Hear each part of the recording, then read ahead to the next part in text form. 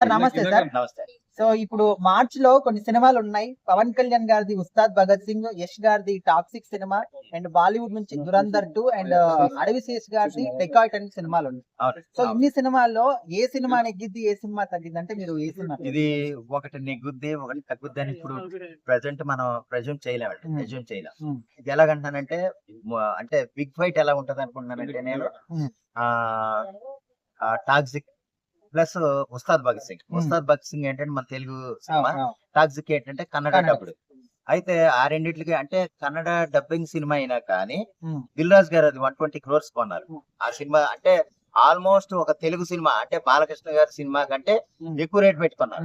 ఆయన కూడా యష్ గారికి తెలుగులో మంచి పాలు మార్కెట్ ఉంది. యాక్చువల్ గా మన ఏంటంటే కేజీఎఫ్ 1 గానీ 2 గానీ ఎంత బ్లాక్ బస్టర్ సెన్సేషన్ మనం చెప్పగల. అదే విధంగా ఆయన ఫ్యాన్ బేస్ కూడా విపరీతంగా పెరిగిపోయింది. అంటే ఆయనకి కన్నడలో ఎంత ఫ్యాన్ బేస్ ఉందో తెలుగు లేదా ఆల్ ఓవర్ ఇండియాలో కూడా అంత ఫ్యాన్ బేస్ ఉంది.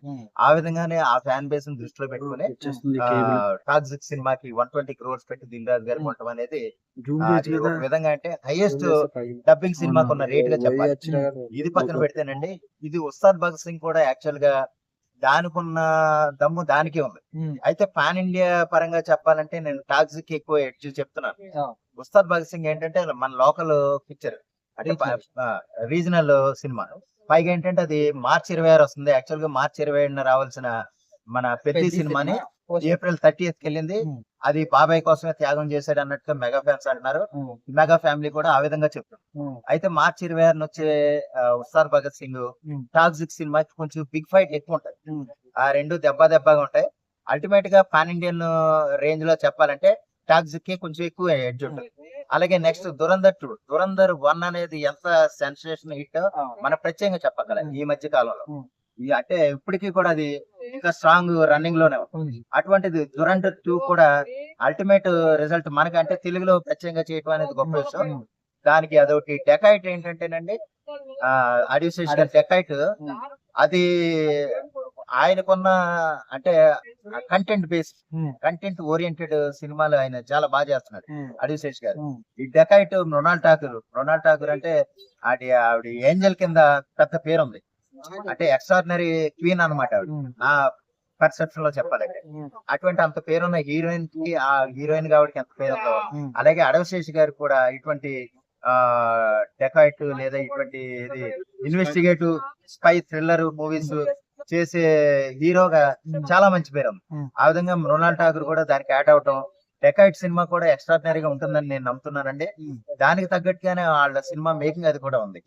అలాగే ఈ దురంధర్ 2, డెకాయిట్, టాక్సిక్ లేకపోతే ఉస్తాద్ భగత్ సింగ్ ఈ 4 సినిమాలు కూడా 100% సక్సెస్ అయ్యే రేంజ్ లో ఉన్న సినిమాలే.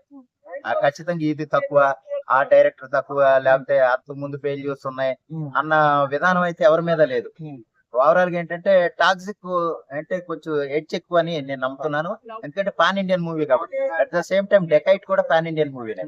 అయితే ఏంటంటే ఫ్యాన్ బేస్ పరంగా చెప్పాలంటే యాష్ కొన్న ఫ్యాన్ బేస్ ఇంకా అడివిశేష్ లేదు. మంచి కంటెంట్ అవ్వచ్చు, మంచి సినిమా అవ్వచ్చు. కానీ ఏంటంటే ఇందులో డెకాయిట్ అంతా కూడా ఒక స్టోరీ ఓరియంటెడ్, ఒక సబ్జెక్ట్ ఓరియంటెడ్ గా వెళ్ళిపోద్ది.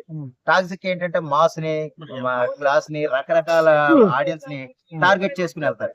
అందువల్ల ఏంటంటే ఫిల్మెన్స్ కింద ఉంటది. ఇదేంటంటే పర్టికులర్ స్పై థ్రిల్లర్స్ ఇష్టపడే వాళ్ళకి మాత్రం కూడా సినిమా బాగుంటుంది. అల్టిమేట్ గా ఏంటంటే 4 సినిమాలు బాగుంటాయన్న బాగుండాలని నేను కోరుకుంటున్నాను.